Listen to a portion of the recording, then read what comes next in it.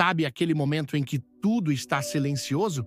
A casa está vazia, o celular está em modo avião, não tem ninguém por perto, e de repente um incômodo surge? Um aperto no peito, uma inquietação sem nome, como se algo estivesse faltando? Eu já vivi isso. E não foi uma ou duas vezes.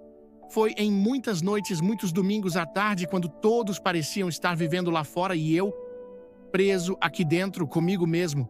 No começo, achei que era apenas carência. Depois pensei, talvez eu só precise sair mais, ver gente. Mas, com o tempo, eu entendi. O que doía não era a solidão. Era o confronto com quem eu realmente era. Ou melhor, com quem eu não estava conseguindo ser. E essa aula é justamente sobre isso. Sobre o medo de estar sozinho, que na verdade é o medo de se encontrar. Medo de se encarar no espelho da alma sem filtros, sem máscaras, sem distrações. Ficar sozinho no mundo de hoje parece um castigo. Mas por que isso dói tanto? Porque a solidão expõe algo que passamos a vida tentando esconder, o abismo entre quem somos e quem fingimos ser. Enquanto a vida está cheia de barulho, trabalho, redes sociais, compromissos, relacionamentos, conseguimos empurrar esse abismo para debaixo do tapete, mas quando tudo se cala, ele aparece, gritando. E esse grito não vem de fora, vem de dentro. É como um eco, o eco da nossa ausência de nós mesmos. Søren Kierkegaard, filósofo dinamarquês, chamava isso de desespero existencial, mas não no sentido depressivo da palavra. Para ele, esse desespero era um alerta espiritual, um chamado à autenticidade. Quando estamos sozinhos, diz Kierkegaard, não enfrentamos o nada, mas sim o nosso verdadeiro eu. E isso pode ser assustador quando passamos a vida inteira atuando para os outros. Vivemos interpretando papéis, o filho perfeito, o trabalhador exemplar, o parceiro romântico ideal, o amigo leal, mas esquecemos de interpretar a nós mesmos, esquecemos de ser o que somos quando ninguém está olhando. E é nesse ponto que a solidão se transforma num espelho. Um espelho cruel, porém necessário. Quantas vezes você se pegou buscando distrações para evitar o silêncio? Eu já fiz isso inúmeras vezes. A cada notificação, eu fugia. A cada conversa superficial, eu me escondia. A cada nova meta, nova compra, nova conquista, eu me afastava de mim. A verdade é que a sociedade moderna é especialista em vender distrações. Ela sabe que se você parar por um segundo, vai ouvir o que está tentando calar, a dor de não estar vivendo a sua verdade.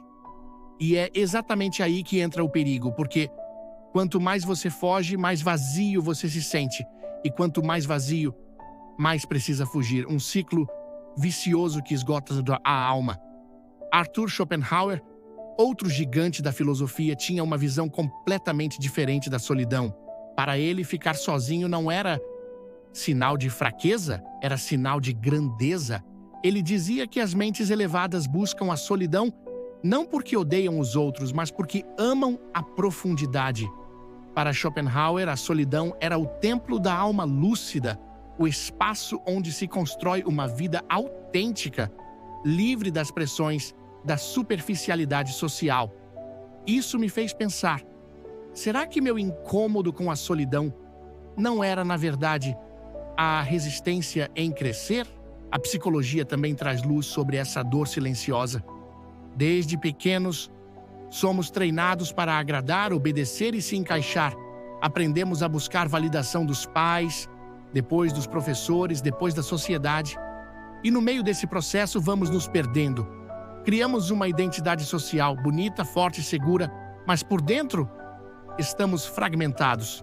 Nosso verdadeiro eu ficou preso lá atrás, talvez na infância, talvez em algum trauma, talvez em alguma escolha que fizemos só para agradar, e aí vem o silêncio. E com ele, o confronto, o momento em que percebemos que não sabemos mais quem somos sem os outros ao redor. Kierkegaard dizia que o maior sofrimento humano é a distância entre o eu real e o eu idealizado, entre o que somos e o que deveríamos ser, segundo a sociedade.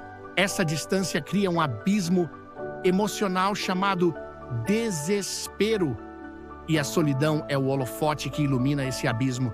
Por isso, tanta gente sofre ao ficar sozinha, porque não sabe mais habitar o próprio corpo, o próprio coração, a própria mente. Mas aqui está a grande virada. Solidão não é o mesmo que solitude. Solidão é ausência. Solitude é presença. Solidão é sofrimento por falta. Solitude é prazer por plenitude. E a diferença está no modo como nos relacionamos com nós mesmos. A cura começa pela aceitação. Aceitar que há um vazio, que há dor, que há um desconforto legítimo em estar só.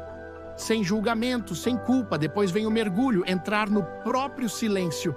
Ouvir os ruídos internos, sentir a tristeza, a raiva, a carência, o medo, sem fugir.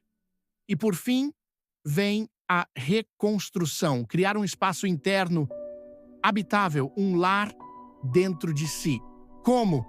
Criando rotinas de autocuidado e introspecção, tendo momentos de leitura profunda, contemplação da natureza, meditação, fazendo perguntas sinceras como: o que estou buscando nos outros que deveria encontrar em mim? Escrevendo um diário emocional, praticando o silêncio ativo, aquele que escuta o que a alma quer dizer. Quando você atravessa esse processo, algo muda. Você já não entra em relacionamentos por carência, mas por escolha. Você já não se molda para agradar, mas para expressar. Você já não busca ruídos para preencher vazios, mas se alimenta do silêncio. Você se torna inteiro consigo e inteiro no mundo. E aí sim, como dizia Schopenhauer, você se torna seu próprio universo. Não por orgulho, mas por integridade. Vivemos numa era onde tudo é projetado para nos afastar de nós mesmos. Redes sociais, excesso de trabalho, compulsão por produtividade, relacionamentos de conveniência. Tudo isso pode ser bonito por fora, mas por dentro muitos vivem como casas decoradas, porém emocionalmente vazias. A dor da solidão moderna é, no fundo, o grito da alma pedindo reencontro. Esse vídeo não é sobre motivação rápida, é sobre transformação profunda, é sobre fazer as pazes com quem você é quando ninguém está olhando.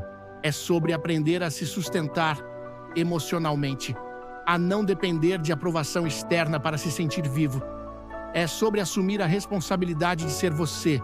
E isso, meu amigo, é um ato de coragem, uma revolução silenciosa. Você pode continuar fugindo, ou pode decidir parar, ouvir, sentir, curar. Você pode escolher transformar o desconforto em caminho, a ausência em presença, a solidão em solitude. E quando fizer isso, algo mágico acontece. Você descobre que, no fundo, você nunca esteve sozinho, só estava distante de si. Se essa aula falou com você, compartilha com alguém que precisa ouvir isso e me responde nos comentários. O que você encontrou em si quando ficou em silêncio pela última vez? Às vezes a sua pergunta pode ser a luz que outro precisa.